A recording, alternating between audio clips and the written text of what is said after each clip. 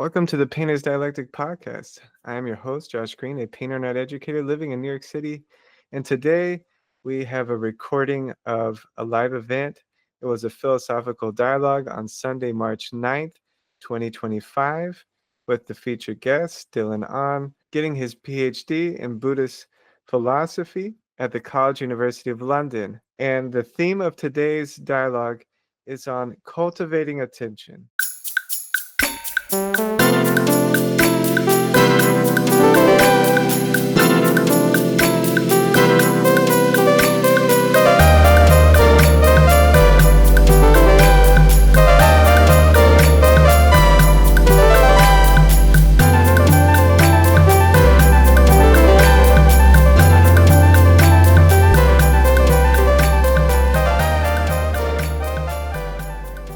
Well, welcome everyone. I'm so happy to see you for our philosophical dialogue today on attention. It is Sunday, March 9th, and we're joined with my friend Dylan Ngan, who is a Buddhist scholar at the London College, or the University College of London, right? And he's a very intelligent guy. You can throw out any philosophy you can think of, and he can just riff on it endlessly. So I'm very happy to have him here. He is also a co-host of the Painter's Dialectic podcast, and we've been doing that for several years now. Um, Kenny Jordan, who you may have saw in the last meeting, is also a co-host. Um, but I just wanted to mention that you know, we started this podcast a few years ago. A white guy in Brooklyn starting a podcast, very original. But over the years, it has grown, and we now have listeners in 28 countries around the world. And our largest event was at the University of West Florida. That was our first philosophical dialogue. Kenny ran that one, and we had 80 people actually in person. And so I'm excited to be continuing the philosophical dialogues.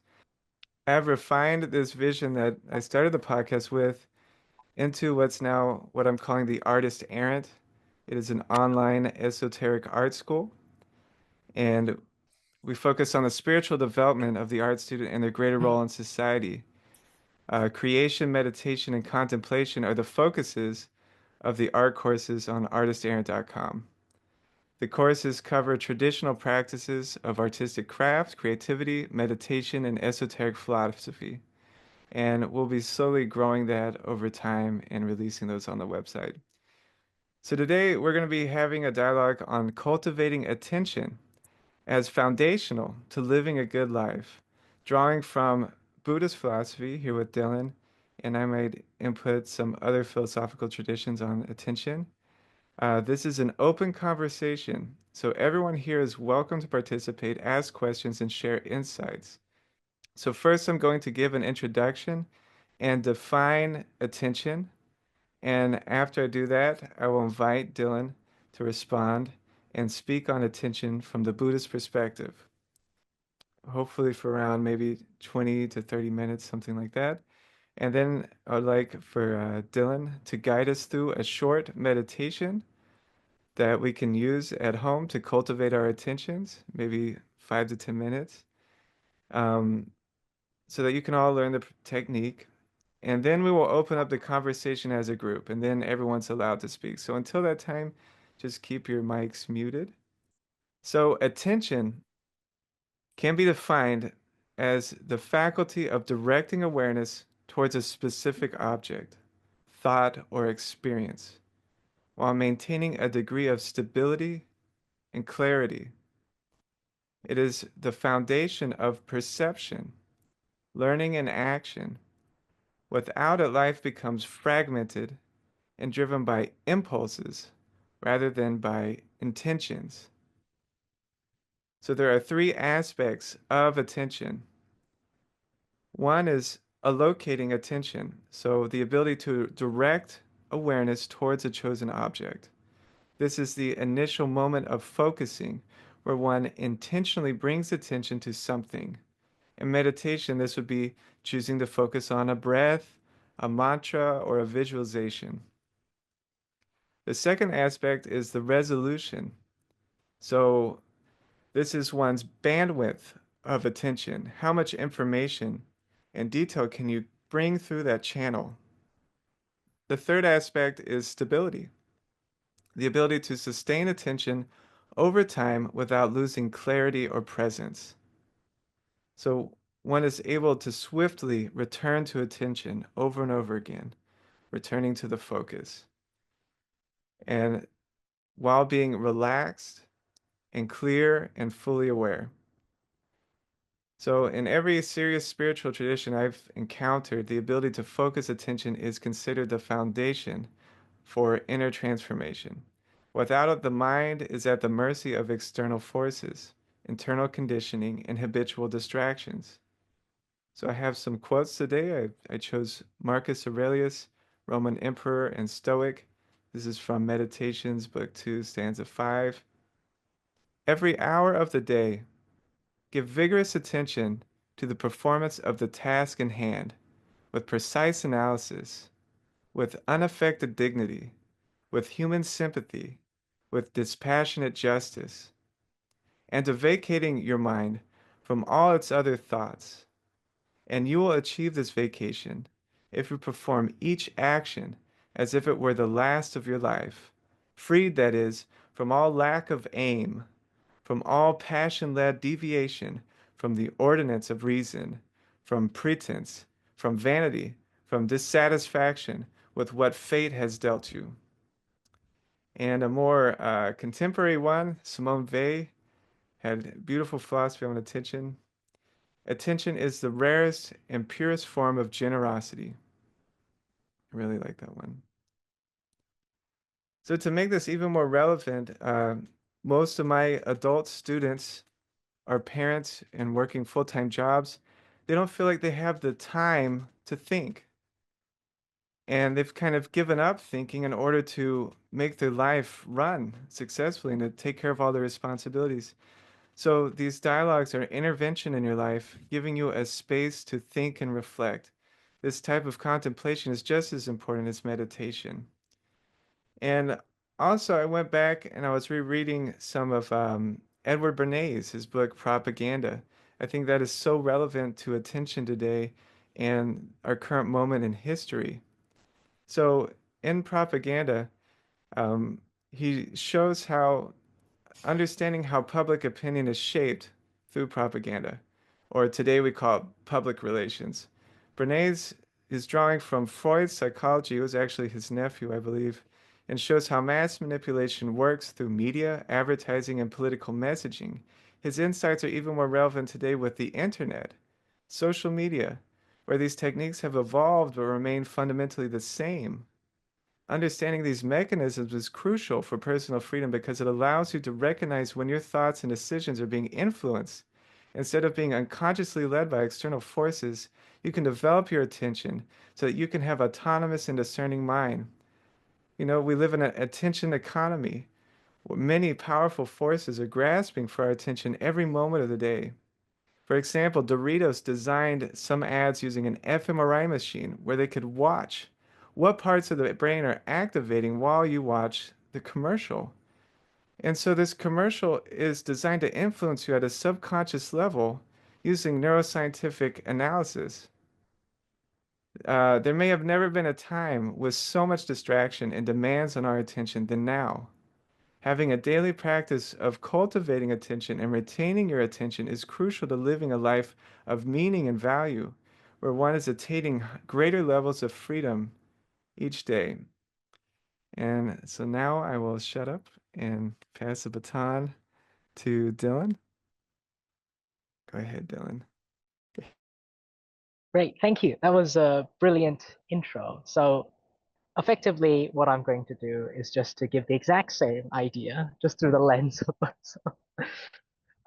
So attention in Buddhism, as you've already slightly mentioned, is thought to be the core of all practice as well. Specifically, what attention means in Buddhism is specifically through the senses. So we pay attention to with our eyes to sights, with our ears to sounds, to smells and tastes and touches, and also the mind, mental objects as well as our thoughts. So we engage with the external world, if you'd like, through attending to it. However, the Buddha distinguishes between wise and unwise attention. So we can't say that just because someone is attentive, that means that they are enlightened or a good person, right? There are people who are capable of great evils who are very, very attentive, right? So they are using attention in an unwise way. So what that actually amounts to is attention without reflection or attention without questioning. So since attention is through the senses, it is essentially engaging with how the world appears to you. And if you take that appearance for granted and you say, okay, I will do essentially and follow whatever it is that the world tells me to follow or how the world appears to me, that would be unwise attention. For example, you walk past a store and you see the first shiny thing in the window and you think, okay, it's shiny, I will buy it without question, without reflection. So that would be unwise attention. So wise attention is precisely to pay attention to what you pay attention to question and to analyze. Just because something appears to me in a certain way, just because my eyes dart and pay attention to the shiny thing in the window, just because my tastes have a particular preference, I don't necessarily have to allow that to determine my life. I don't have to necessarily allow that to define who I am. And so, in that sense, there is an element of agency. And as you rightly say, the first step towards wise attention is precisely this ability to reflect, right? As you always say, to think critically. And so the next step beyond that is mindfulness. So to pick an object of attention. And the idea is, well, we are constantly stimulated and our attention is being steered one way or another all the time. And so mindfulness is simply to pick one thing and to say, well, it's quite difficult to be completely unstirred or unstimulated. But rather than being stimulated by a lot of things, I will simply pick one thing that is calming and that is uh, inductive to peace to focus on. And that might be a grounding exercise like breathing, that might be an artistic practice, but it's simply the ability to go, okay, there's a lot of things to pay attention to. I'm going to pick the things I'm going to specifically attend to. And of course, that criteria depends on what sort of goal you're trying to achieve. And so if you're trying to, for instance, practice to get good at a particular sport, then you will attend and practice at it. If your goal is for calm or grounding, then you might choose something that is more likened to breathing, but it's a tool. Mindfulness is a tool. So that's the second stage. And then slowly, once one is psychologically comfortable and strong enough, some practitioners go on to give up that thing that they've been holding on to, whether it be a sport, a vocation, or breathing, and to just allow themselves to have blank awareness. So we have attention, and then we have mindfulness, and then we have awareness. And awareness is simply paying attention to what you pay attention to without evaluation. So just allowing things to settle and calm. And that's very difficult to get to from the beginning. That's why there's that middle bit of mindfulness. But what you are effectively trying to do is to derive some insight from withholding judgment. So instead of imparting judgment and evaluation and our bias and our concepts onto the world, we just let things settle. We let our biases settle and see how things are and what it has to tell us. And then you can determine from there what you want to do given those things.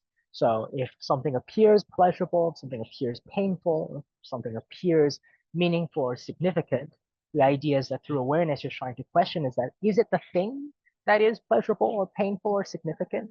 Or is it my interpretation, my evaluation, my biases that is determining that this particular thing is pleasurable or painful? And so essentially, if you'd like, all insight and wisdom in Buddhism comes back to attention, specifically of awareness of attention, of paying attention to what you pay attention to, your interaction with the external world. Um, I hope that's helpful.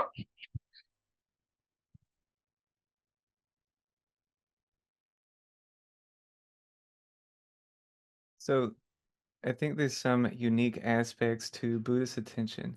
Could you talk about how maybe in shamatha, they focused on being relaxed too while attention, because I think a lot of Westerners think of attention as expending lots of energy, like intense concentration. And then also maybe this kind of relates to Simone's Weil idea of attention, removing yourself and receiving what's present without the biases, like you're saying. Could you go on those two some more?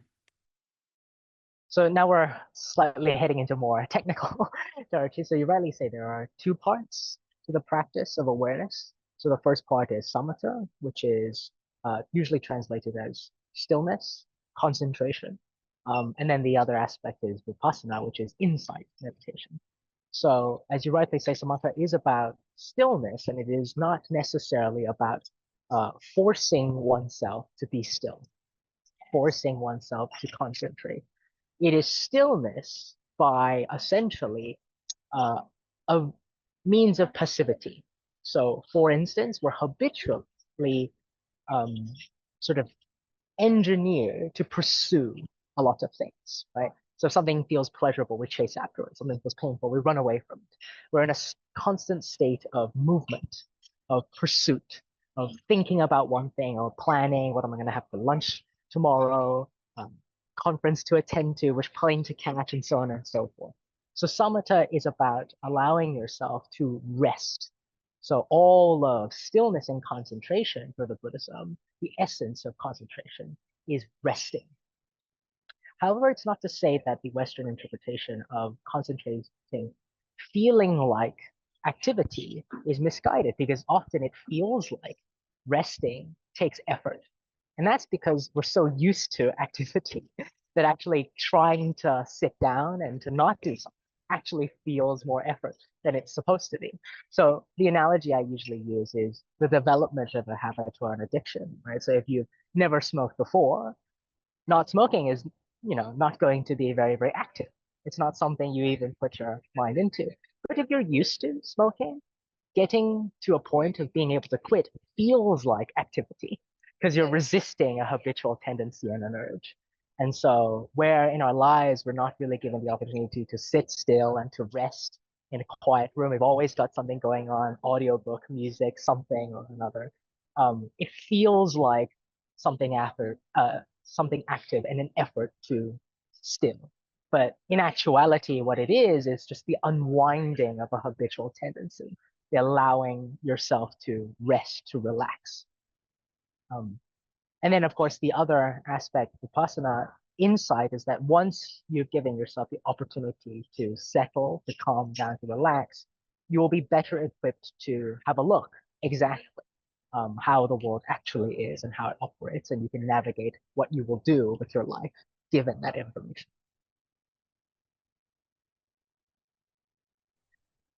That smoking analogy was so good. That was so clear. Um, all right. So I think it's time you could lead us into a meditation now. Whatever you think would be best for you know, an older group of people who are working jobs and have kids, and what is attention training that they could do throughout the day, or maybe a shorter meditation. Um, Yeah, I thought something that might be appropriate and something that people are already familiar with is breathing. Right? People talk about this a lot in grounding exercises. It's not unique to Buddhism. It's quite popular amongst psychological circles as well. So I'm going to lead you through essentially a short 16 stage. I know it sounds like a lot, but we won't spend too long at each stage of breathing. And essentially, the thing to remember is most breathing exercise or most guides to breathing get you to actively manipulate the breathing. So they'll say, oh, you should breathe in one way, or you should count, or you should do something. The way that the Buddha taught breathing meditation is precisely the opposite. So you don't try and manipulate your breathing. What you're trying to do essentially is merely to pay attention to how you are breathing. So no matter what you are breathing, whether you're breathing long, breathing short, breathing rushed, breathing calmly, whatever it is, don't try to change the breathing, just notice. Okay, so we'll begin. So the Buddha teaches, so there is a case where a practitioner having gone to the wilderness, to the shade of a tree, or to an empty building, sits down, folding his legs crosswise, holding his body erect, and setting mindfulness to the fore. Always mindful, he breathes in, mindful, he breathes out. Breathing in long, he discerns, I am breathing in long. Or breathing out long, he discerns, I am breathing out long. So if you're breathing in or out long, then you will do the same thing. If you're breathing in long, then you just note to yourself, I'm breathing in long, taking a long breath. If you're breathing out long, then you also just note, I'm breathing out long. Or if you're breathing in short, likewise, you discern, I'm breathing in short. Or when you're breathing out short, you also note, I am breathing out short.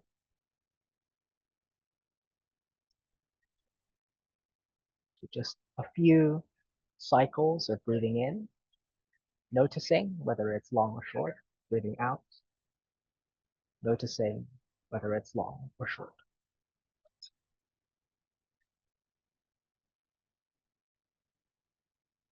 And once you've had a few cycles, you can turn your attention to how the breathing feels in relation to the entire body. So as you breathe in sensitive to the entire body. Maybe there's a tingle somewhere, the expanding of the chest.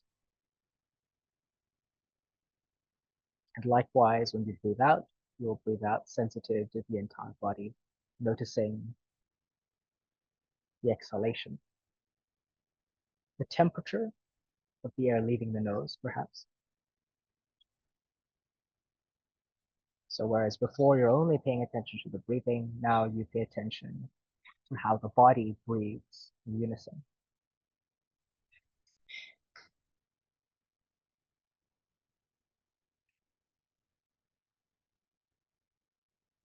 And as you breathe, you'll notice when you breathe in, it naturally calms the body. And as you breathe out, it naturally calms the body.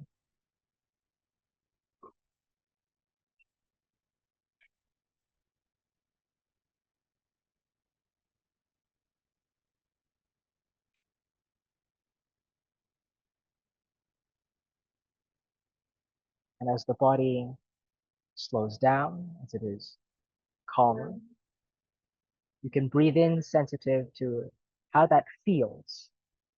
So is it pleasurable, not pleasurable, or neutral?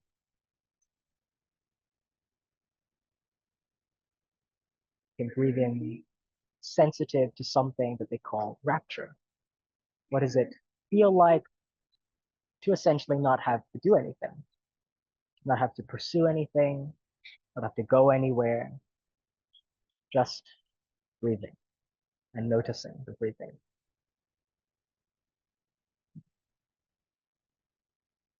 No chores to do,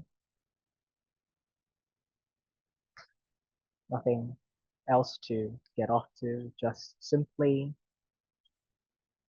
the breathing. What does it feel like to not have to chase after something?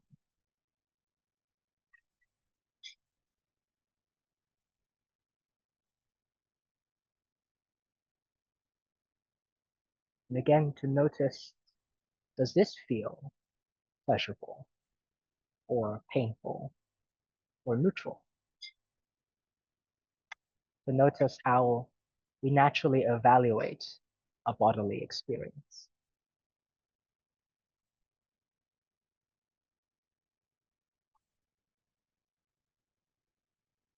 So this in technical terms is to breathe in, sensitive to mental fabrication, which essentially just means breathing in, noticing how we naturally evaluate our bodily experiences. Pleasurable, not pleasurable, painful, neutral.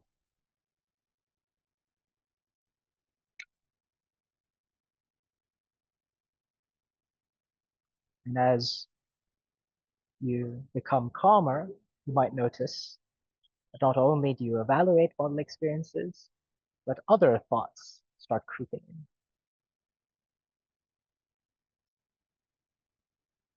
So the idea is not to shut those thoughts out or to try and wrestle in our attention towards breathing again, but just to note that, oh, this thought popped up.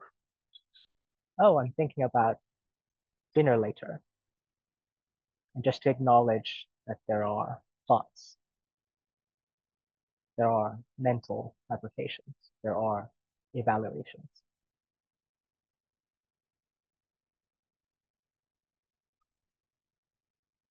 And then the noticing and to continue to breathe in and to continue to breathe out, it will naturally calm the mental fabrications.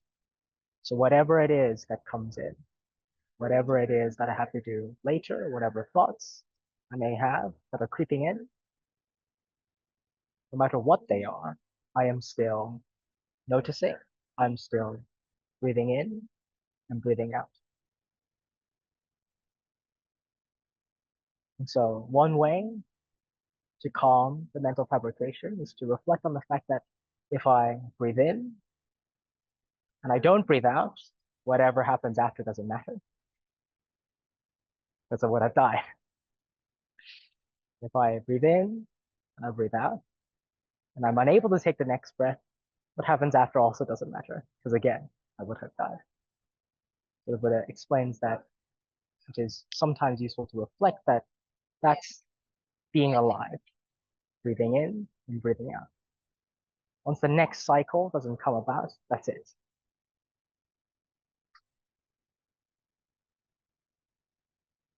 So then the next stage, breathing in, sensitive to the mind.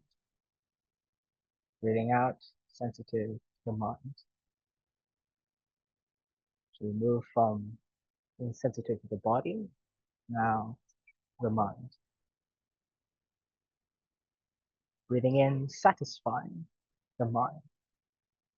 Breathing out, satisfying the mind. Is there contentness to be found in breathing? Just being alive, just breathing.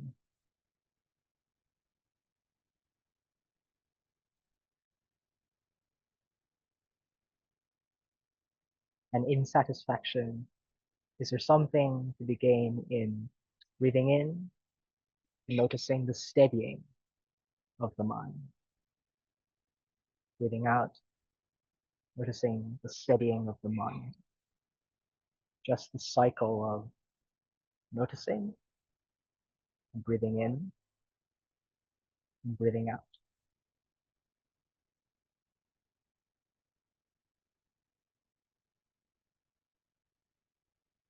To let thoughts come in, let thoughts go away without holding on to any of them, without pursuing any of them, without clinging to any of them. You can breathe in, releasing the mind, and breathing out, releasing the mind. So the goal here is to not do away with thoughts, but whatever thoughts come in, to release them, to let them go. Coming back to breathing in and breathing out. Thoughts come in and thoughts can go. Noticing how inconstant our thoughts and bodies are. When we breathe in, chest expands. Breathe out, chest collapses. Our thoughts come in, our thoughts go away. This tells us that there is impermanence, there's inconstancy. That's okay. You notice. And with inconstancy, acknowledging the fact that all physical, psychological things are impermanent, we'll focus on being sensitive to fading. Things fade in and things fade out.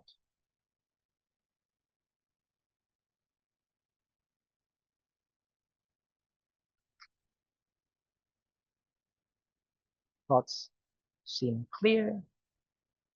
As time goes, they become vague, unclear.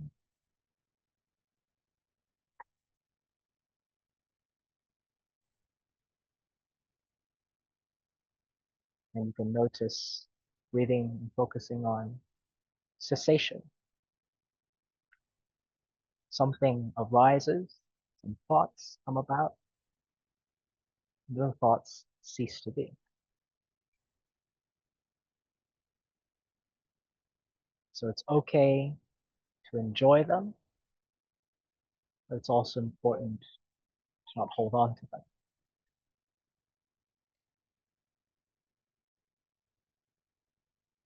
In the same way that when you breathe in, you enjoy the sensation of getting that oxygen, but if you hold it, you hold the breath, and you'll begin to suffer. So you have to relinquish the breath. So when you have a thought, which can be quite pleasurable, you can enjoy it, but you have to relinquish the thought.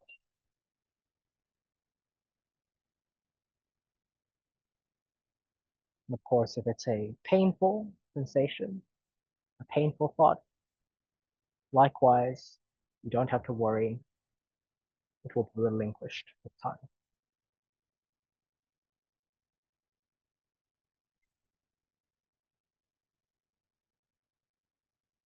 So for a final few moments, try and imagine the feeling of relinquishing, whether it be of the breath, particular thought.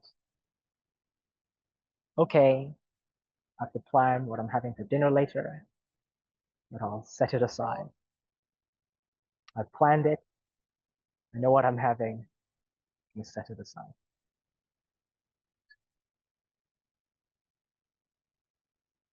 So from breathing to the body, to the mind, to thoughts,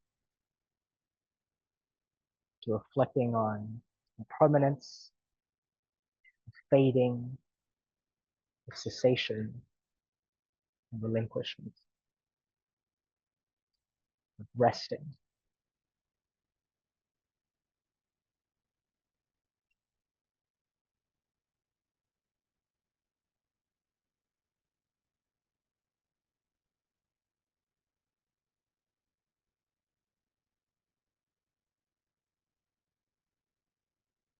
Then reflect and go back to each of the steps. Feel a bit of tension in your body. You can be sensitive to that. Release the tension, adjust posture,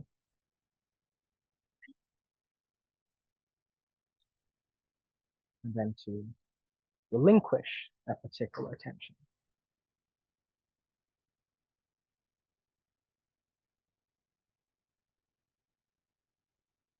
And so through these 16 steps, this is how mindfulness of in and out breathing is developed and pursued so as to be a great fruit, a great benefit.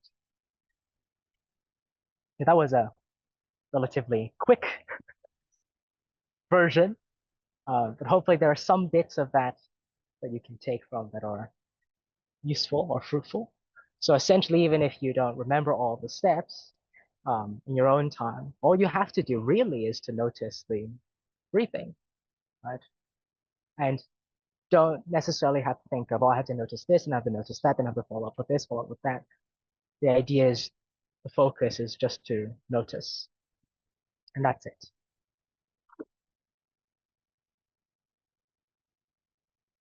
Oh, that was very soothing. That was very nice. That was a nice meditation. All right. So now we're going to open up the group. If you want to make a response, if you want to ask a question, if you want to put forward your own idea, this is an open philosophical talk, okay? So go ahead if you'd like to ask Dylan a question or make a statement.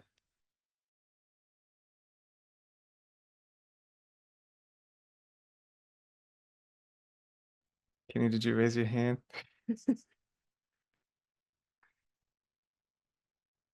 No, I just wave. Oh, Hey okay. everyone, hey Dylan. Hey, Kenny.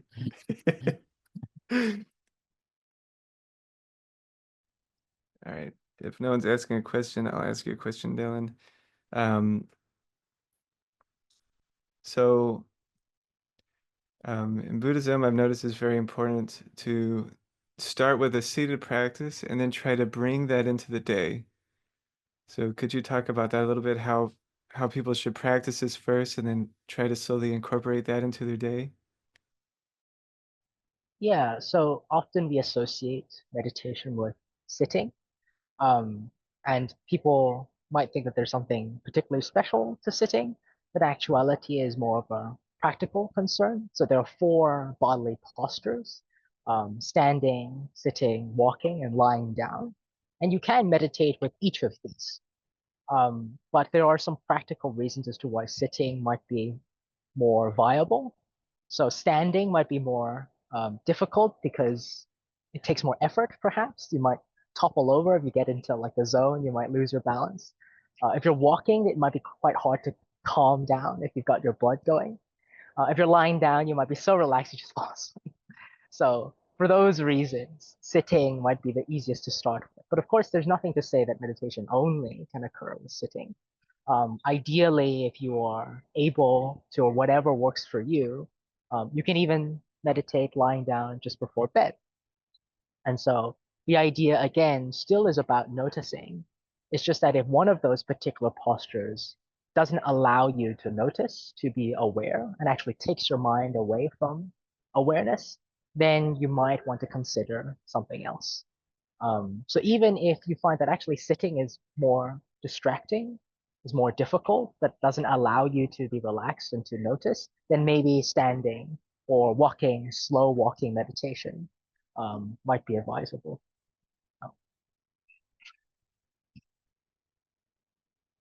But sitting is just a good halfway point between sort of something more active and something more like lying down. So also I've noticed dealing with students who have maybe anxiety or panic disorder or going through things like this, that maybe a closed eye meditation isn't right, or even a sitting meditation, maybe walking meditation would be better. Could you say how you would adapt this to someone who has anxiety or panic or something like that? Yeah, sometimes to close your eyes completely lends to more intrusive thoughts. And so actually, even in the Buddha's time, the Buddha recommended that maybe the best um, eye position is to have them opened like a third of the way through. So to not have to completely open your eyes and to stare at something intently, but not to completely close them either. Precisely for the reasons that you've mentioned, that might be too much to have your eyes completely closed, or maybe it might be too relaxing to have your eyes completely closed. You actually might just fall asleep. So that's, it works the other way around as well. Sometimes it's not even the particular posture, but the environment that you're doing it in. So maybe it might be useful to do a walking meditation outside in a park, right, rather than in like a very secluded environment. Maybe the outdoors, a bit of nature is a good idea. So sometimes we have to take into consideration not just the particular posture, but where we're doing the particular meditation, right? So some great sort of disciplined practitioners will be able to meditate in the middle of the road, but it might be more difficult for the most of us. So choosing a quiet, relaxed environment, even in a park, might be better. But you're right, it depends on the particular person. Everybody responds to their environment differently.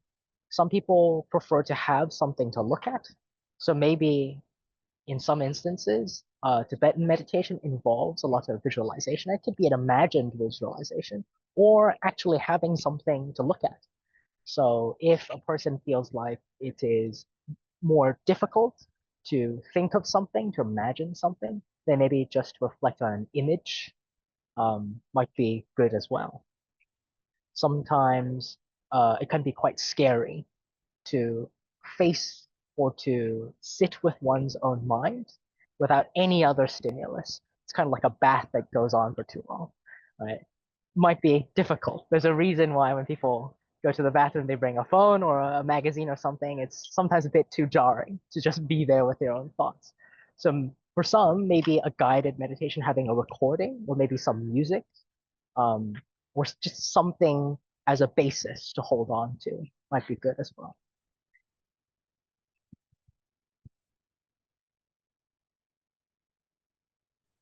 And another, I think, particularly Western and American problem is Americans are so goal-oriented.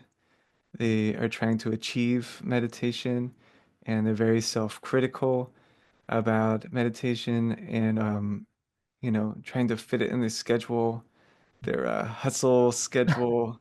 I'm gonna do Yeah. this between lunch and I'll do this. Do you have any comments on that? Mhm. Yeah, so I always found that idea, I could see why, right? It's difficult to fit in something that you think is helpful or healthy for you to do. So it's like they kind of see it as like going to the gym. I have to schedule a particular time frame to be able to do it.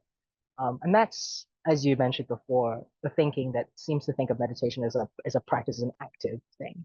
But if you consider it as more of a rest, then it's a little bit easier to work with that idea to say that, okay, I don't need to schedule rest.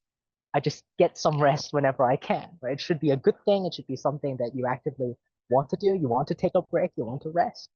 And so one way to not conceive of it as something that you need to allocate a particular time for, and there's a lot of pressure to be able to make the most of those 5 minutes. Just see it as a rest, right? So when people go for a run, for a jog, when it becomes too tiring or painful, you stop. Right? You take a break. You don't schedule it in, right? You don't force yourself. I must have my 5 minutes now. So that would be almost too forceful, too willful in your resting. When you're tired, when you can make time for it, you can rest. And sometimes, even if you do make time for it, you find that actually I'm not really in the mood for it at this moment. Try again later, right? Do something else. Or people have a very particular idea of rest looks like. Rest has to be like this. Again, if you say it out loud, it seems a bit ridiculous to say, right? Rest must take this particular fashion. It must look this way. But of course, it doesn't. What matters is whether you get some rest. Um, and so for some, resting may just mean going to bed and sleeping. Um, so meditation doesn't always have to be conscious either. And in a moment, I'm going to ask you to share a little bit about unconscious resting, unconscious meditation as well. But people seem to think that, oh, sleeping doesn't count. Sleeping is somehow lazy, right? It's not as active as or productive as meditation. But actually, if your body is tired, it is much more difficult to be attentive and to be aware and to pay attention. So maybe sometimes you just have to be honest and say, okay, what I need right now is not meditation or that kind of rest, but a better, a more appropriate kind of meditation, which is just to have a nap.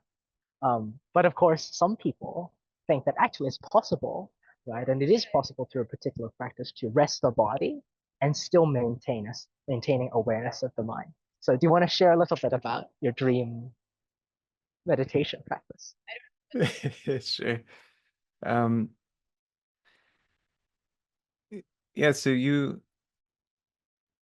not only in the Buddhist tradition, but also in Western traditions, they consider the dream state a higher form of consciousness. In Kabbalah, they talk about you might enter the realm of Yasad. That's what they call it, this lower realm, where the mind is more expansive and you have greater freedom, right? And so you will do meditation practices to increase your greater awareness. You might start off doing a dream journal and setting intentions before going to bed. That's kind of the popular one. If you're doing a Western technique, you might visualize. They use a lot of the throat, a red ball in the throat before going to bed. You might put a Hebrew letter in it, like Aleph or something like that. Um, I've seen that also in Vajrayana Buddhism. They'll do the work with the throat. But there's all these techniques to build intention, and slowly over time you start becoming more aware at night.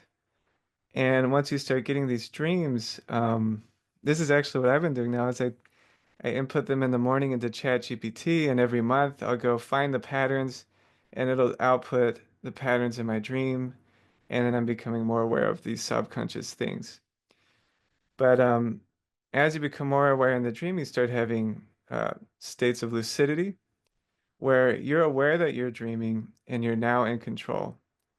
And this is very powerful because you can now interact with characters in your dream that are in your subconscious mind. Maybe encounter a monster who is some aspect of yourself you fragmented off and that you're scared of. And now you can talk to that monster and transform it and reintegrate it into your personality. Um, I've also heard about people working on their health. You have access to your subconscious mind, your immune system, all these things.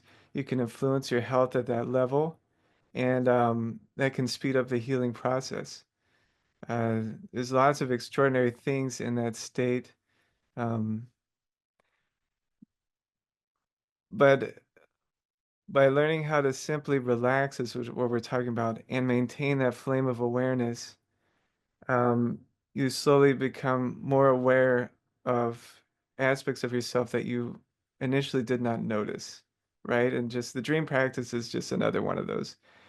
The highest forms of that I've seen are in India. They call it sleep yoga, where they actually try to maintain consciousness into delta, which in Western medical terms, you are unconscious completely. And there are claims of doing that. Um, and even in dream yoga or things like that, you can collapse a dream and be in just a black void too. And they call that the clear light state, this resting in pure awareness.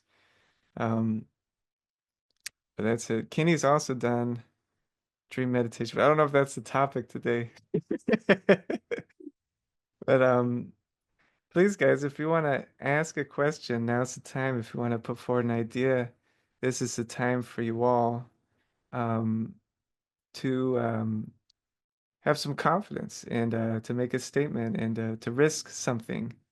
And so this is your time. I don't want to take it up.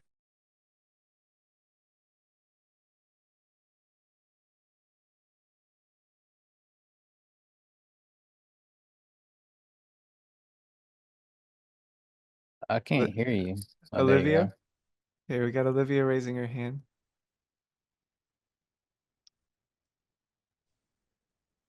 Hi, everyone. I'm Hi, sorry. Olivia. Can you hear me?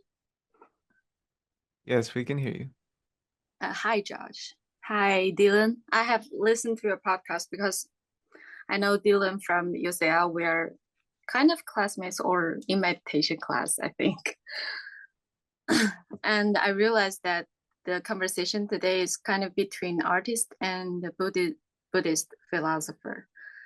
Um, I'm not an artist and I'm not a philosopher as well, but I have some thoughts. I think like the artworks of an artist is kind of the expression of the artist perception and visualization of the world that they have kind of like conceived. But I think I'm not sure whether the meditation will do a favor to kind of like extend or expand the realm of the consciousness or the limit of the visualization of like human beings. Because I from the scientific research, if I remember correctly, that the pictures that our eyes, the retina has reflected is kind of between the frequency of light waves of 500 and 700 is quite limited. So is there any chance that like through meditation, the realm or the limitation of the visualization of artists can be expanded a little while? Like this is question for Dylan and Josh.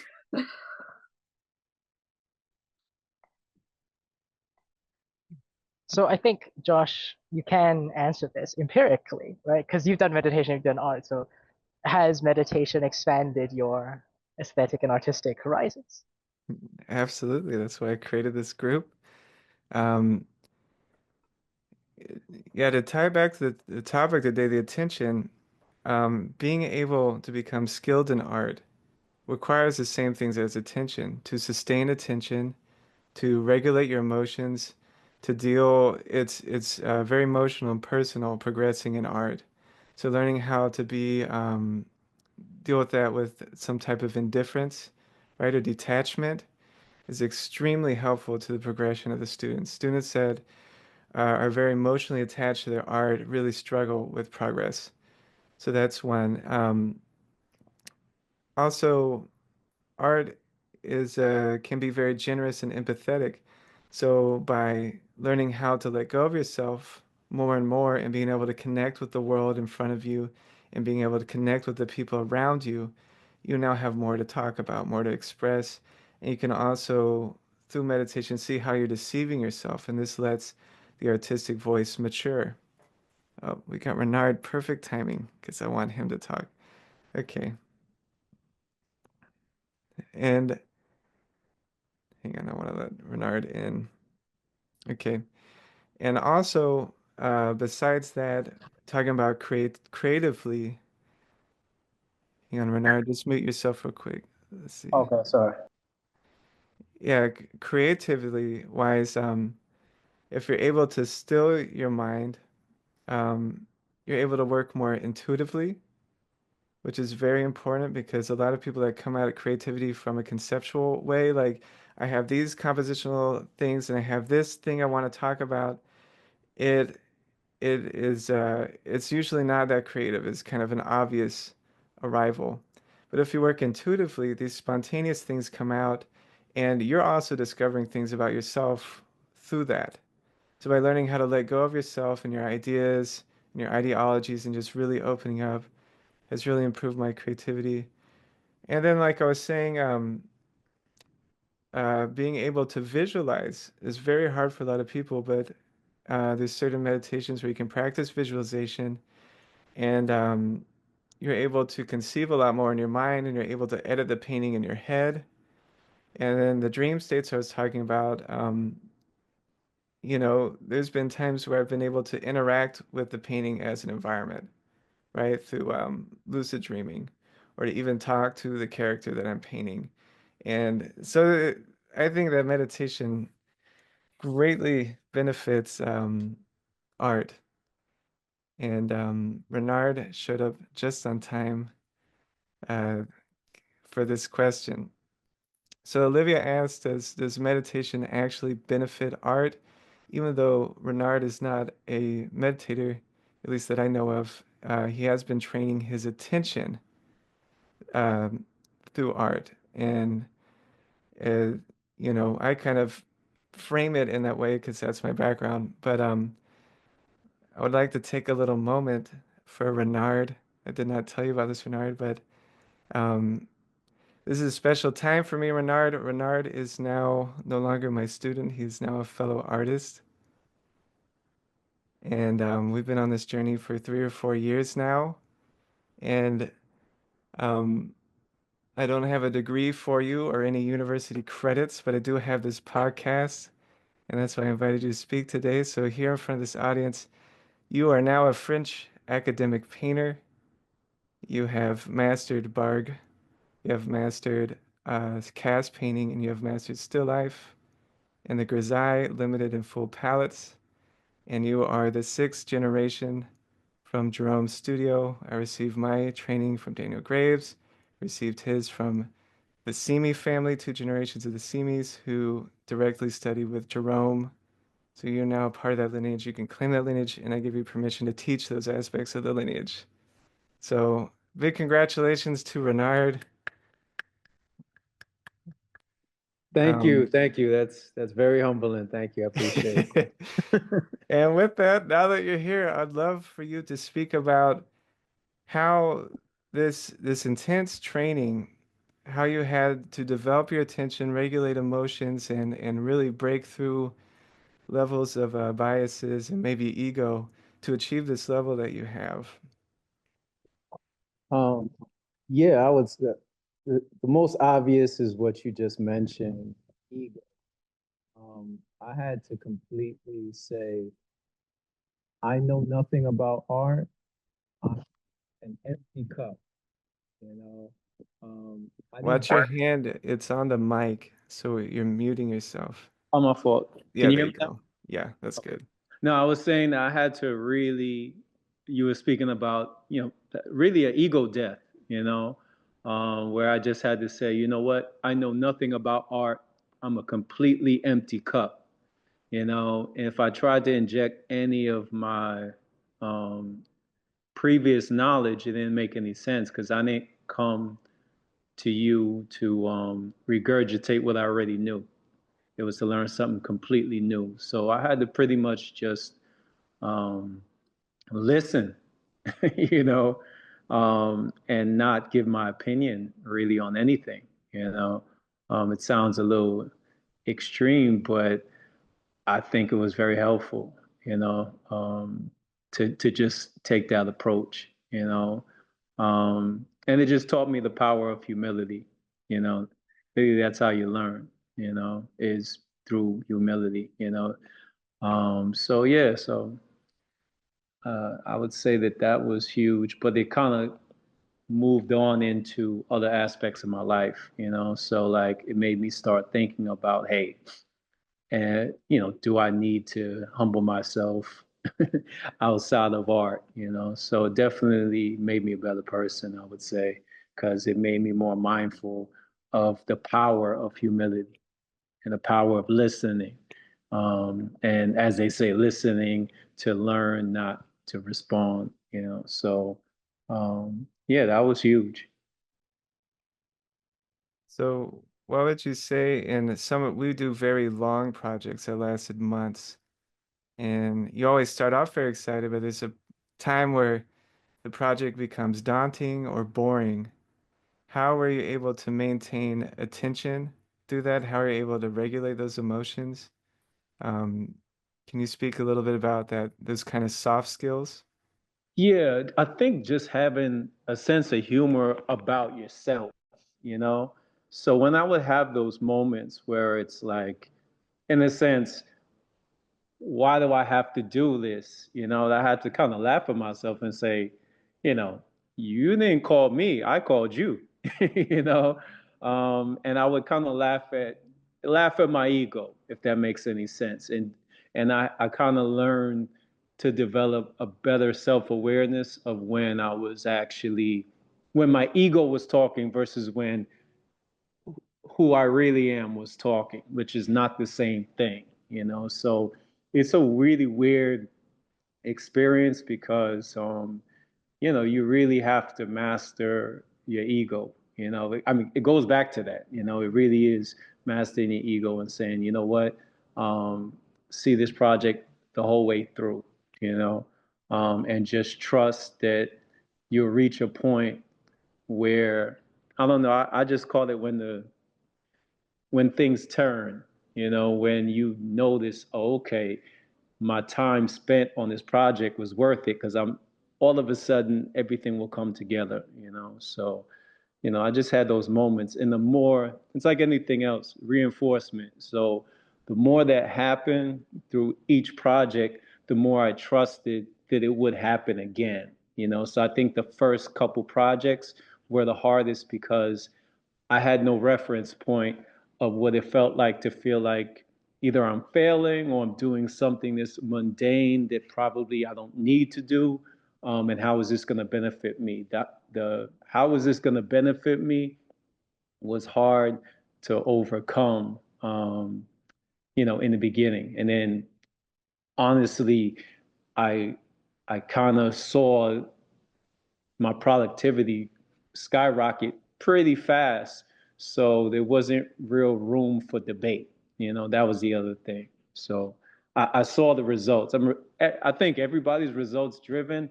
Like if at the end of 2 weeks I still was drawing stick figures, I probably would not be having this conversation with you.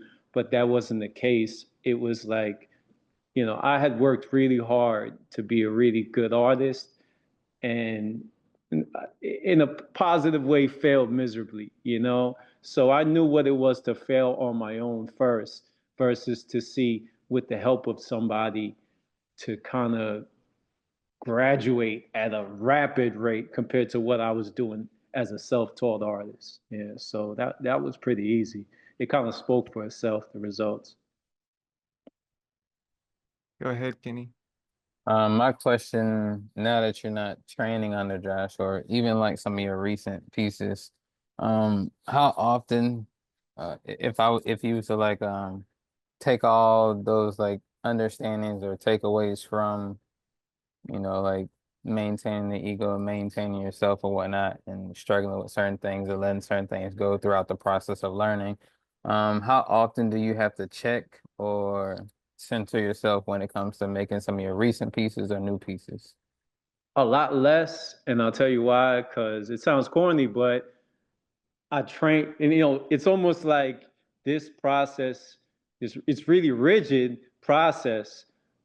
Ultimately, you have to train yourself to be very self-aware in order to get here. So that's not something that it just automatically shuts off, like that's who I am now.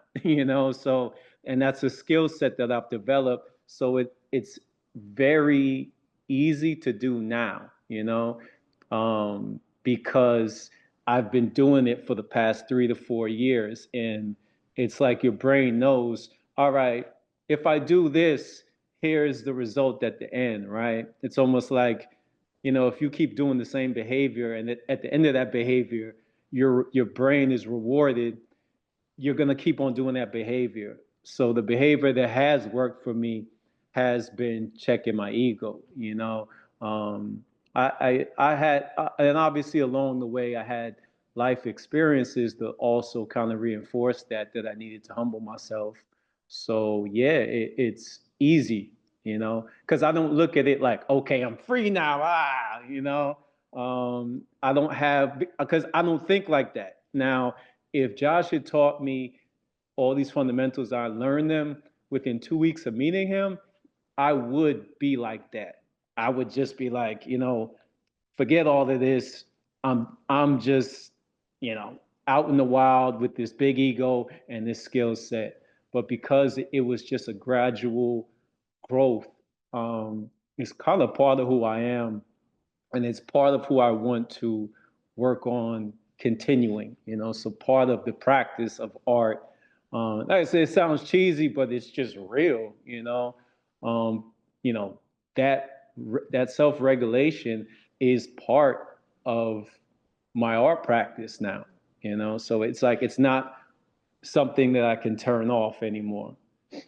Yeah, I asked because Josh and I would talk about like not necessarily following like a systematic approach or whatnot, but just being able to like be aware and notice some of the things that you do in like reoccurrence. And I would always mention I would either like forget like how to draw like before I start, which would prompt me to go through these things and like Oh, okay, okay. or like when you sit down, I know it happens as you work through the piece. Oh, Like well, yeah, but is there any like is there a part like do you just step back and then like it happens? Is it like do you approach it the oh, same way or what? Uh, I'm glad you worded that really well. Yeah, Joshua probably already knows where I'm going to go with this. I was doing that at in a ridiculous way. Like Josh would teach me the entire process, and I would get it, I would execute it, and the very next painting, we had to start over, and it was like, did I even teach you anything? So I failed miserably doing that so early and so aggressively that it became something I think we worked on together that now I don't really have that as much. Don't get me wrong, there's times when I know I'm like I had a I had a still life that I did, and I knew that I could have done better. And I experienced looking at this painting now and saying this could be better, you know. So I have that as a reminder, like right in front of me when I'm painting, that hey, you know, this could have been better, you know. I'm not. It's not like being hard on myself, but it's just like a friendly reminder, like hey, do the things that you know you can do to experience the feeling that you want, which is to paint at the highest level I'm capable of, you know? So, yeah, so that if you want to answer your question, I have a painting um, that I did that was not as good as it could have been because I took shortcuts, long story short. For sure, for sure. And I also asked that, like, I did want to hear your response, and you just kind of like being who you are and seeing your work now. But I want to ask that because I'm not quite sure how to ask the second part to this, which would pertain more to like Josh and Dylan. Um, in my mind, that has some form of connection when it comes to like dream yoga or when it comes to like being able to perceive the mechanics of visual art and meditation like once things settle. So from in my practices, I don't get too many like visual things to like move around, but I get like these senses or notions of mechanics. And it's like I'll try the mechanic not knowing what to appoint it to, like when it comes to like a symbol or a visual, but then the mechanic turns into something I don't have the name of, but I do have this, I can work on it and it becomes a skill that I've yet to have a title for. But it definitely comes from the attentiveness, the mindfulness, and then eventually letting it go. So is that a space that things are, do things need to, like, do things work properly more in certain areas that maybe need to stay put? I know you, like you talk about Josh, like those that are like going back and forth and being very extreme in these areas, but Well, I, I, go ahead. let's hang on again. Let's put the brakes on this for a minute because we got Okay. Dylan here, right? And we're on attention. So let's keep it back to the Okay. thesis. So hopefully that answered it for you, Olivia. I think if you just switched out painting for meditation practice, that's pretty much exactly how a spiritual practice goes. Exactly what Renard was saying about art. What do you think, Dylan? Yeah, I think given that the core of meditation is just attention, the way you come about doing attention could be through different means, right? So art is one expression, one medium of disciplining your attention, but the Zen practitioners will do this just from doing chores. You can be attentive in farming, you can be attentive in cleaning, just doing your dishes. So the medium in of itself is just a vehicle for attention. And I guess for some people, they prefer one particular skill over another, a particular preference of that expression of disciplining over another. In the same way that if your goal is to sort of see the extent and the capacity of what your body can do, that could be synthesized through different kinds of sport. If you're a tennis player, it's through tennis. If you're a swimmer, it's through swimming. And none of these things are the objective way to discipline that particular attention. Although, depending on that particular skill, it might favor, as Kenny mentioned, the type of attention that's relevant. So, if you are a chef, maybe the type of attention you're attuned to might be more based on like taste, or if you're a musician, it would be sound, right? And for art, most of the time, perhaps it's visual, but as you rightly pointed, it doesn't have to be. So when you say you feel the mechanics of what is happening, essentially the mechanics is cause and effect. You may not be able to point exactly to which particular cause or effect, but there's a feeling there. In the same way, chefs can't tell you exactly why they think a particular flavor combination will work. They just have to do it and see what happens. And sometimes it works. And if they're really good at what they do, more often than not, it works. Sometimes it doesn't.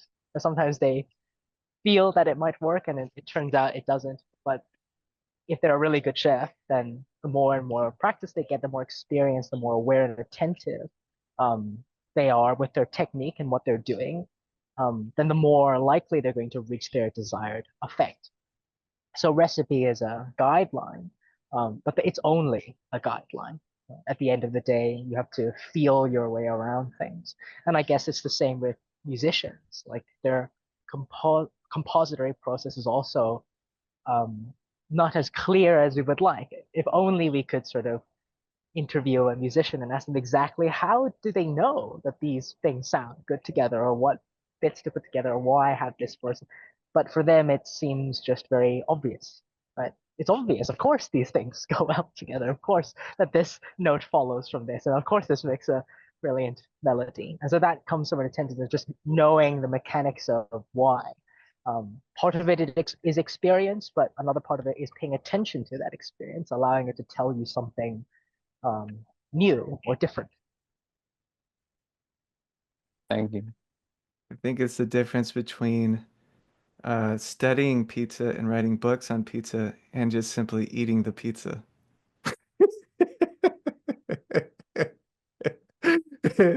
Who knows it more, the guy who eats the pizza or the guy writing about pizza?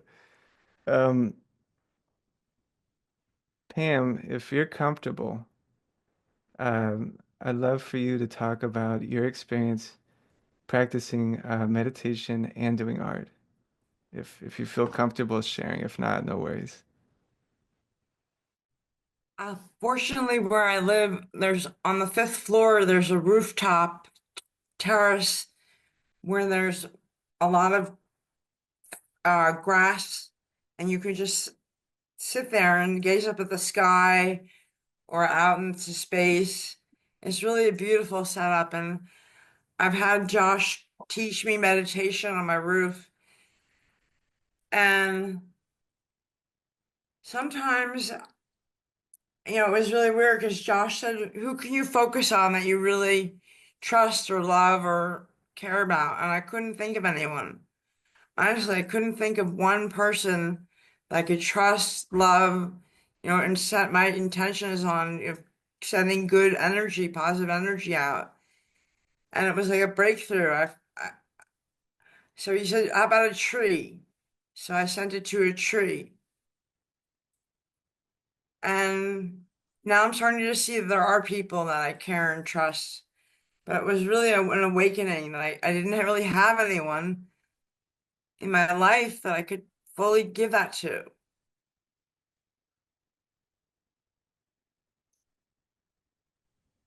Thank you for sharing that, Pam. We were doing meta meditation, a loving kindness meditation, where you open your heart. You're practicing sending care to different types of people, people you love, yourself, people you're indifferent to, and then people you don't like. So slowly, you're able to open up emotionally to more and more people. Thank you, Pam. What about so I've worked very indirectly on your art just through meditation. It's the kind of the opposite of Renard, where I worked very intensely with Renard on craft. With you, I've just been working on meditation and letting you intuitively work. Has this meditation process affected how you make art? Yes, I mean, I still, I can zero in on things better if I've been meditating. I can zero in on what I like or what I don't like, or see clearly or simplify the sound, the noise in my art. There's been a lot of noise in my art. So I'm simplifying, getting rid of the noise through meditation.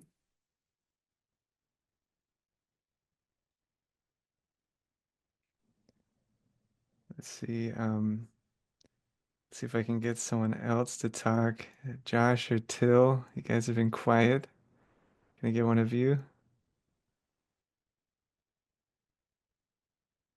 So, I mean, I have a question more than any kind of insight. Something for Dylan, probably. Um, something that I've heard,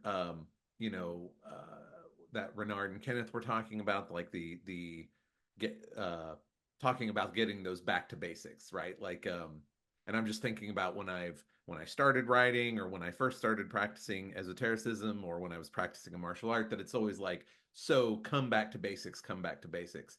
What might you say is like the most basic come back to basic for attention? I feel like I might have an answer for this, but like I don't want to know my answer. I want to know, Dylan's answer. So I would say that the most sort of basic practice, and this is the basic practice not just for attention, but all of Buddhist practice, is simply being aware of what it is your attention is directed to. So um, I like to sort of throw around this phrase, pay attention to what you pay attention to. But what that effectively means is that when you are sort of made to pay attention to something, like when your eyes dart to somewhere, or when your ears catch on to a particular noise, or when you smell something, when you walk through a duty free or something like that. And it's the ability to be able to acknowledge that, oh, why am I suddenly clocking on to a particular thing, right? There are so many different stimulations. Why am I making a preference? And I'm not just making a preference, I'm not just taking note, I'm also making an evaluation. This smells good, this looks good, this is beautiful, this is ugly. And all of Buddhist practice is essentially that of seeing how conditioned we are and how habitually determined we are by our stimulus. And to be able to question that is, for the Buddhists, the key fundamental agency that one has to be able to change your life in any way, to be able to determine what sort of life that you are or you want to have. Otherwise, then it's just things you see and what you hear and what you taste and what you smell and what you touch and what you think, all of these things will determine the sort of life that you have. So the book describes it as almost like being in a river and just being washed away by all of this stimulus. And so attention is just being able to take a step back and say, oh, actually, what I sense and what I pay attention to does not necessarily have to define my actions and what I do and what I think and what I feel. I have some agency in this. Of course, that's easier said than done, which is why the basis of attention can also be interpreted in terms of practicality. So that's the theoretical, if you'd like. The practical aspect of it is to begin with sort of the big things. So Buddha recommends that you can think about action, namely bodily action, or verbal action, or mental action.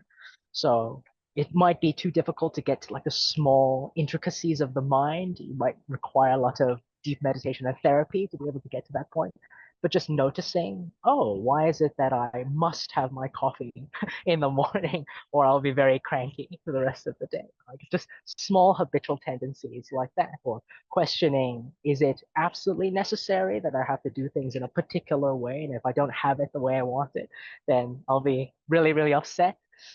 Or the things we say to one another, right? So often we have a habitual tendency and we accidentally say things that might hurt one another. It's not intentional, it's not your meaning to hurt someone, but we just say it because it's a habitual thing. And to be able to recognize our influence on others and how others influence us is a different way of putting that practical kind of basis for attention.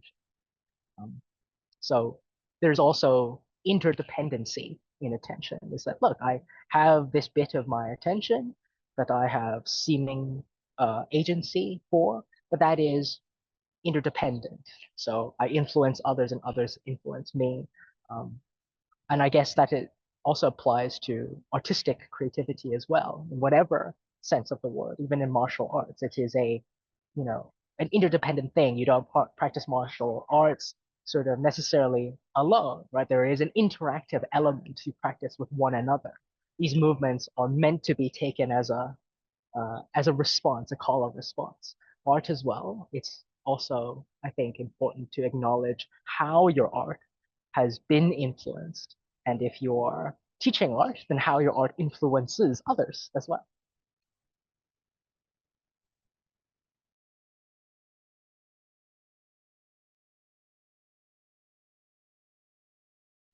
I do sort of I think it was called they called it like my teacher called it an undoing practice, but a big part of it was basically like, hey, that thing that you are really committed to aesthetically, right? Like something like that, or this food that you really really like, this genre of music that you really really like. Cool, stop doing it. Like what is one that you hate, and then go and experience that and try and find something redeemable. And just that ability to it was really powerful for me to come to a place where I was like, my preferences are not me. the things that I like and enjoy are not me, that I can pick them up and put them down. Uh, which then even the ones that I decided to keep a hold of became that much more impactful and important because now I was choosing them as opposed to allowing them to choose me, or however you might say it. So yeah, that and bringing that back around to just noticing what you're noticing and then kind of evaluating, do I want to be noticing that thing or do I want to be noticing it in this way? That makes a lot of sense as one of those basics that's really really hard to make basic for yourself. Like I could see that a thing I'm going to have to like pump my own brakes and bring myself back to, every time. So yeah, very good.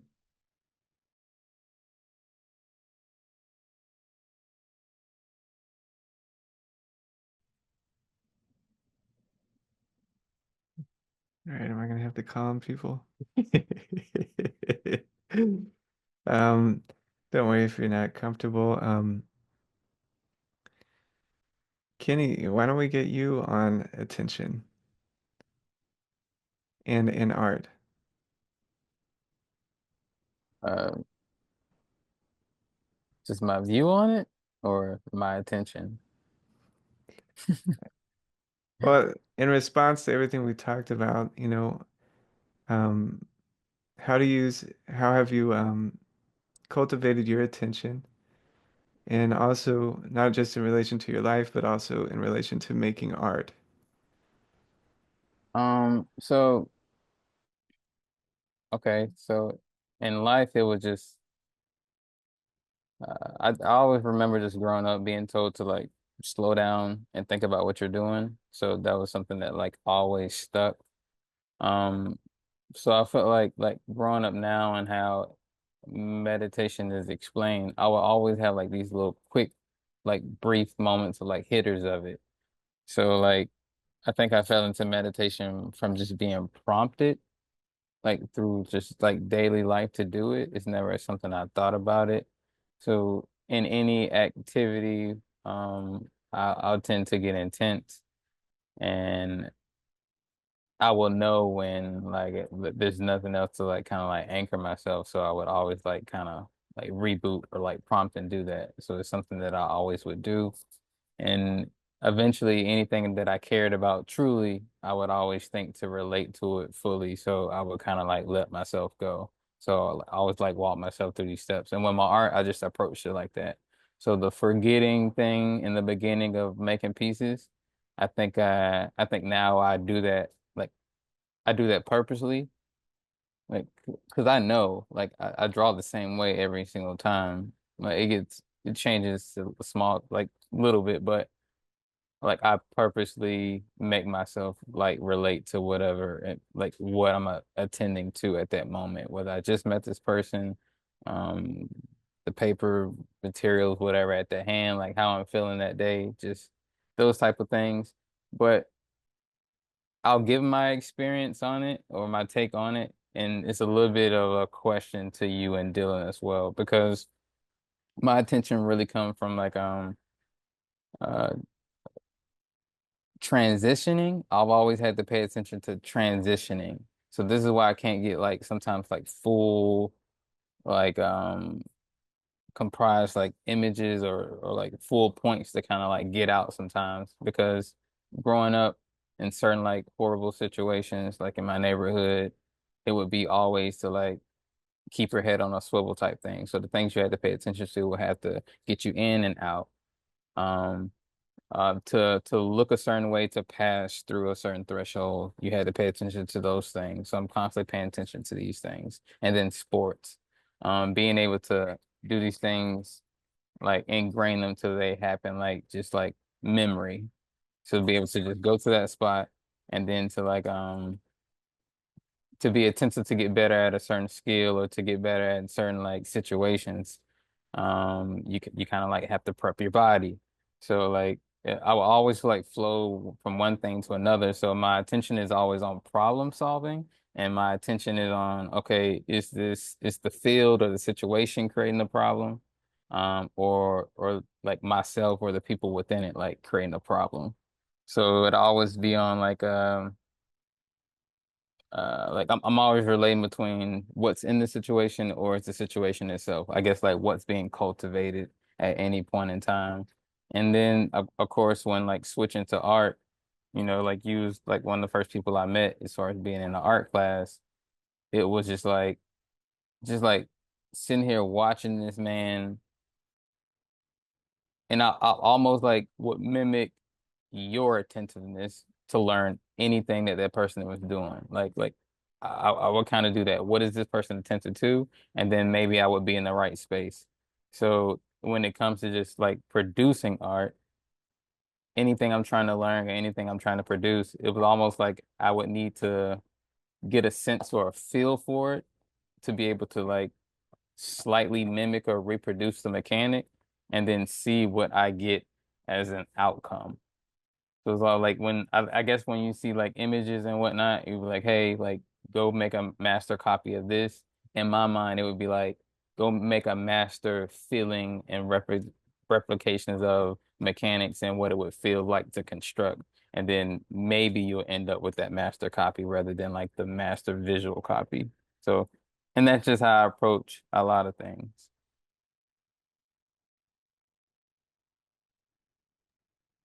I hope that said something. So, all right, let's see. We have 30 minutes left. I want to kind of take the conversation somewhere else right now. But Kenny was talking about Kenny's very intuitive, obviously, and maybe instead of coming at things from a thoughtful way, he kind of tunes into the space or kind of feels into people, right? So he uses his attention that way to learn, right? So he was talking about getting an impression and then acting that out until eventually coming into his own type of art making, right? So you impressed into whoever was around you in the space, Marty or Greg, and then you um, eventually made your own thing out of it. Yeah. Um, all right. So I also want to talk about the things I brought up with Edward Bernays, right? Some day-to-day things we go through. Most people today are practicing some form of distraction for hours a day on their phone. Uh, we're being manipulated at a neuroscientific level, right? Where they're hacking our dopamine system, putting people in fMRI machines to watch their brain activity, to a commercial. If you read Bernays, he talks about how they persuade through group leaders. So they disseminate messages and things through a group leader, and everyone's portioned into some type of group. And when that group leader tells this group such and such, now they believe that and they act in that way. Um, so to Dylan, um, is there anything in the Buddhist tradition about how to deal with PR and this type of persuasion? So there's a rather famous passage in one of the Buddhist teachings when he teaches about critical thinking. Um, these sort of villagers ask the Buddhas, like, look, there's so many available views out there. There's so many different available philosophies and so on and so forth. How do we make sense of this variety? What can we do to determine what is the best one or what works best for me? And the Buddha's advice is to, again, to go back to this idea of attention, is to essentially question what has been given to you. So people will tell you certain things or will advocate for a particular proposition and view. And the Buddha says, well, you shouldn't really take any of them on just because a group leader or a person of authority or if it sounds good, if they promise you these sort of rewards and so on and so forth. Even if the Buddha is the one who's telling you, right, you shouldn't take it on that basis. What the Buddha recommends is that you should think about the particular proposition and on the basis of whether you think it will actually deliver you peace and liberation from suffering, make a judgment from there. And if you can't do it by thought alone, maybe it's worthwhile practicing and experimenting a little first. But the idea is that blind faith is never the way to go, right? Similarly to the notion of attention, if you trust faith blindly, as you will trust your senses blindly, you'll be led by faith. You'll be led by your senses. And so if you pay attention to the things that you trust or you have faith in, if you question whether this is genuinely going to bring you more peace rather than more suffering and more pain, that is at the end of the day the only tool of evaluation that matters. Um, so the Buddha acknowledges that some teachings and some ways of doing things may be genuinely good teachings, but they're not necessarily good for you. They may be good for other people, right? So breathing meditation is one of those examples. The Buddha would often say that actually maybe you shouldn't do breathing meditation, right? Maybe you should do loving kindness meditation. Reasons as to why, because some disciples actually try too hard if they do a breathing meditation. So if they're asked to do a breathing meditation, what they will end up doing by no sort of will of their own, start to manipulate how they breathe. They'll start holding their breath, right, or breathe longer than is necessary. And so that just completely ruins the whole point. They try too hard. So loving kindness meditation might be better, like diverting happiness and security to oneself and to others might be a better way to approach meditation. So there is no one size fits all. There is no objective way to do things. And maybe some of the advice that that is propaganda may genuinely be good for some people, right? So it's not, there must be something to them, otherwise it wouldn't be convincing at all, right? There must be something in it. But the idea is that we should also question whether something is good for us, whether it's delivering the thing for us as individuals as well. And that goes for any technique, right? Artistic or philosophical. Why do we do philosophy in this way? Why specifically this way? Why do we do art in this way? Learn this technique. And of course, all of these claims are conditional. We do things in a particular way to get that sort of effect. What we focus all of the time is on the technique, but not the effect. Turns out, if you're not looking for that particular effect, it makes no sense to do things in a particular way. So in the same way that a recipe tells you to put this amount of salt, the point is not this amount of salt. The point is whether you'd like things to taste a certain amount of saltiness at the end.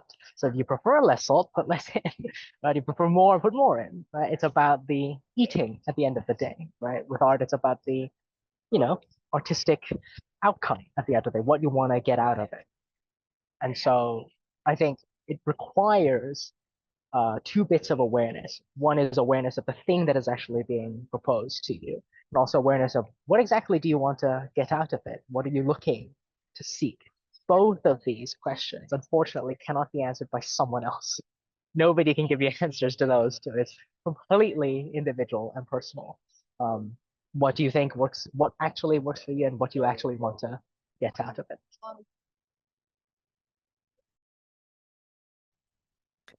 I think in the Marcus Aurelius patches, he mentions having an aim, and also me and Joshua have a common teacher who talks about group manipulation stuff, and it's one of the things he says is you have to going in, you have to know why you're there, and I think that's so important because most people as soon as they wake up on the phone.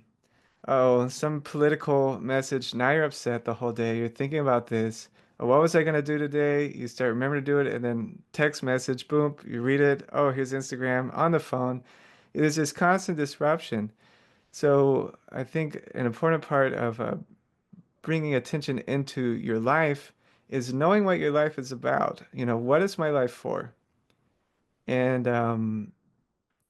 that might not always be clear. Kind of like Viktor Frankl's approach to this, that the meaning of your life changes moment to moment, right? So whatever is present, that is the meaning of your life. If you know what your aim is, what your idea of the good is, and let's throw some virtues in there, right? What you think are virtuous actions, then that radically simplifies your life, right? Both in the Western canon and in Eastern, Buddha has simple virtues and that make decision making easier. And there's a clear aim: achieve enlightenment, know who you are, self-knowledge, right? Can you make any statements on that? Yeah, I think I agree with you that these are simple, and they're simple because they want you to sort of settle. But I would say that they're not necessarily clear. the Buddha is very careful to never give concrete statements exactly as to what enlightenment entails and what liberation from suffering entails. And that's on purpose. I think there's something to what Kenny said about the idea of things being processes, they're transitions, that they're nuanced and they're felt. And the moment something has a concreteness, it becomes dangerous. Once you know for sure exactly what it is, then that's where you should start to question. Really? Is it that clear cut? Is it that concrete? Something you mentioned reminded me of sort of something that Oscar Wilde said, like for people who know exactly what it is they want to do with their lives, right? Whether lawyer, doctor, judge, whatever, they will get it, and that is their punishment. So he advocates that we should actually try and be verbs. We should be doings. We should never be too certain or too concrete with exactly what it is they're trying to achieve or what they want to do. But as you rightly say, we should question and change and be happy with uncertainty and the willingness to be not concrete, to be nuanced. And then Oscar Wilde thinks that that is, far better, right? That would be the reward. The reward is to be active and to be a process, to be a verb rather than a noun.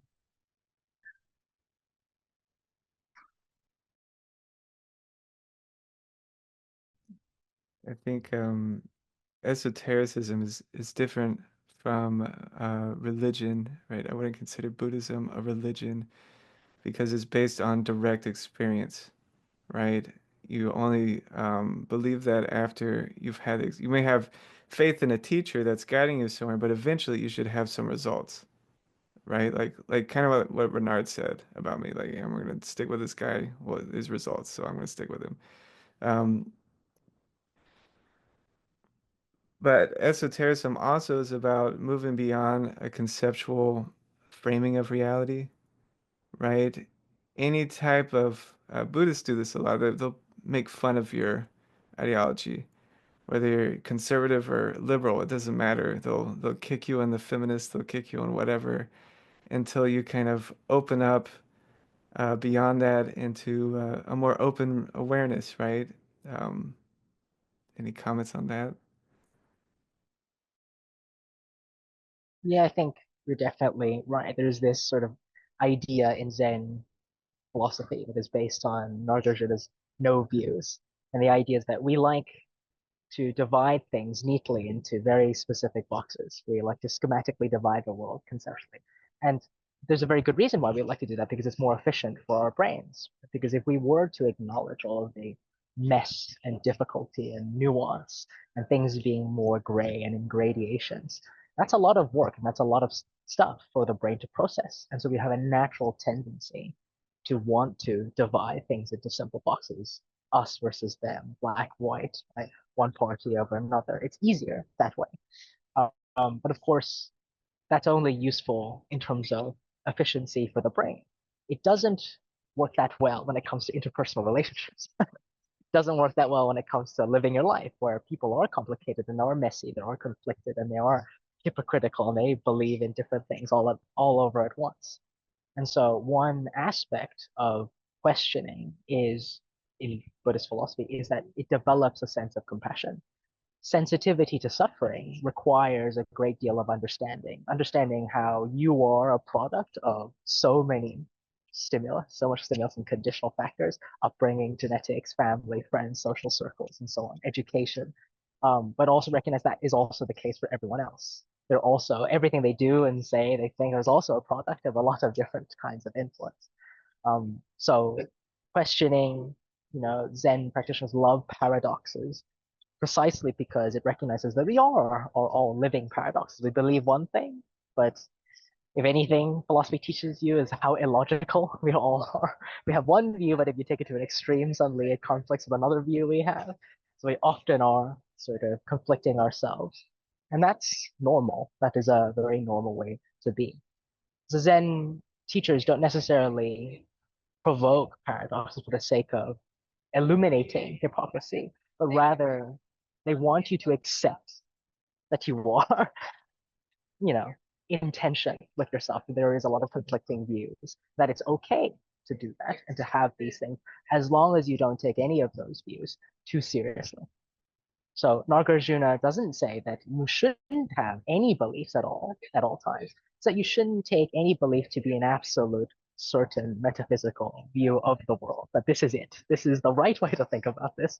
I will never change my mind again. Right. So he says you're allowed to have temporary beliefs, and he cites, he sort of references the Buddha's and that analogy with a raft. So any sort of teaching, any sort of guidance, any sort of view or belief is a raft that gets you from one end to the other. Once you've gotten to the other side, right, the Buddha says, well, if you think that, okay, this belief has gotten me this far, it's very useful, I like this belief, I'll hold on to it, I'll carry it. The Buddha thinks, well, that's kind of silly, right? You're making life a lot more difficult for you if you continue to carry the raft. The right way to go about it is to put down the raft, move on, right? And he says that you should treat the Buddha's teachings like that, let alone anything else, right? Even the Buddha's teachings themselves should be settled down, should be laid down once you've gotten to a stage in your life where this belief no longer serves its purpose. And so it's meant to be an evolving thing. It's never meant to be this is it. This is this thing. I should practice this particular thing. Um, so it works the same with meditation. It works the same with tradition. A lot of Buddhists will say, well, I am a Zen practitioner. I will only do Zen. I only practice loving kindness meditation. I only practice breathing. But it depends. It depends on where you are at, what problem or what issue you're dealing with. Right? But if we learn to think of it in less ritualistic terms, and we learn to think of it in more therapeutic terms, then it makes sense. Like nobody goes to the doctor and expects the same medicine every single time, right? Depends on what illness, depends on what's going on. So yeah, this is somewhat related to my paper on dogma. But I think what I'm seeing in the culture, it looks almost globally, is people are becoming more and more fundamentalist, right? They're getting pushed into, they believe that they're right.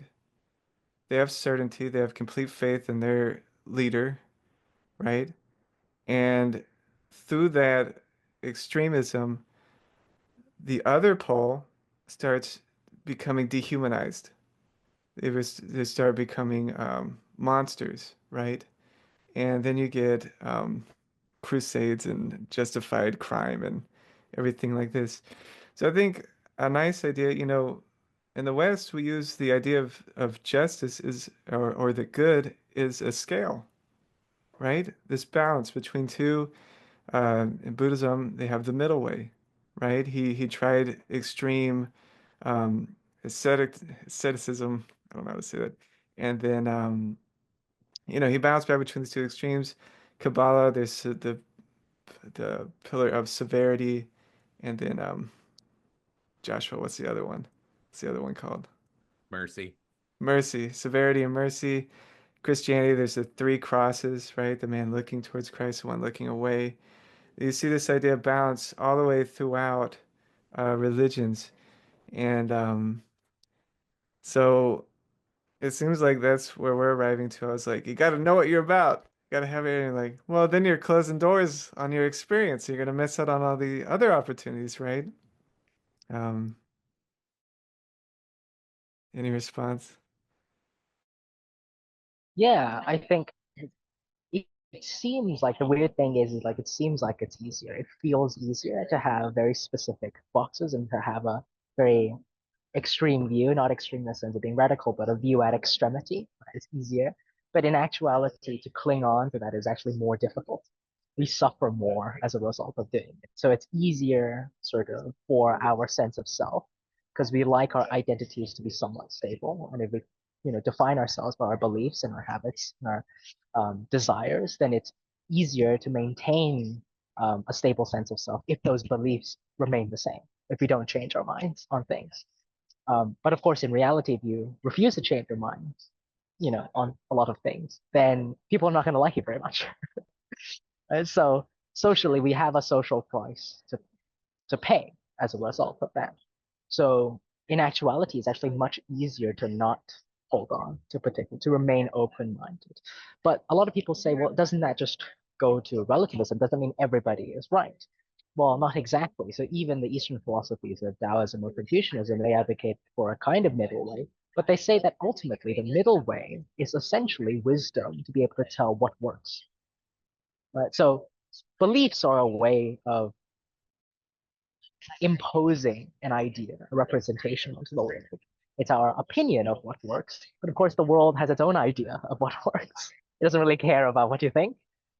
It's just whatever works. And so you can see that how, at least for the Chinese philosophers, they take this idea with war as well. You can study as many, war manuals and strategies as you'd like, but at the end of the day, the battlefield gives you results, right? Something you mentioned before. It's whatever gives you results. Who in the end wins?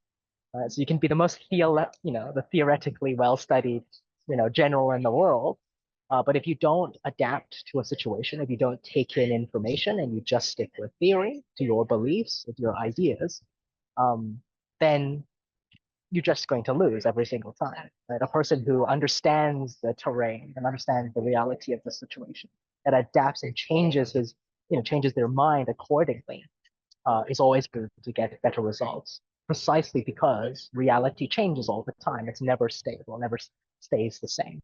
And so certain views might have worked at a particular time, for a particular place, for a particular culture. Maybe it no longer does. It may not be applicable to another time or place or particular person.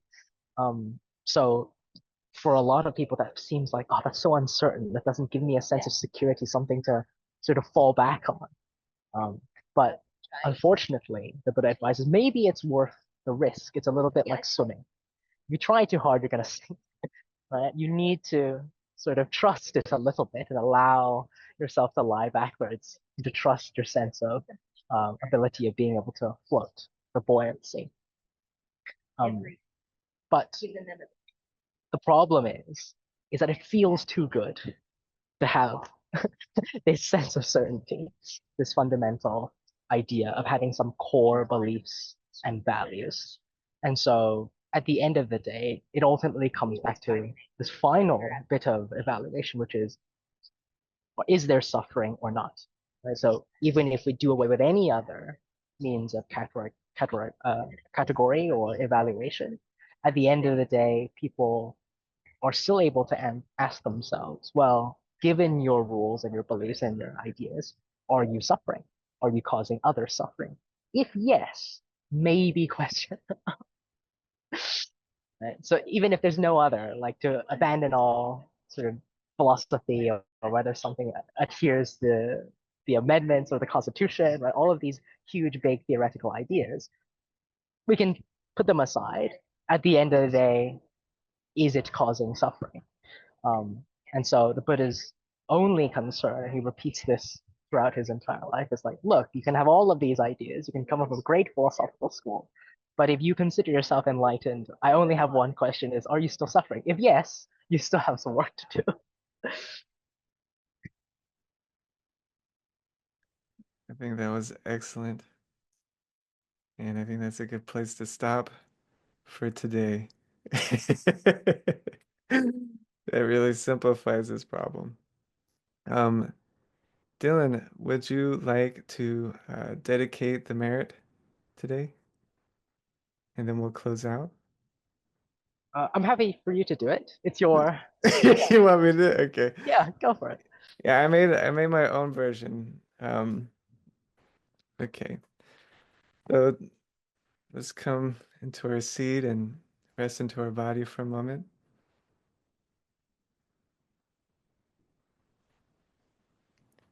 And let's come to our breath.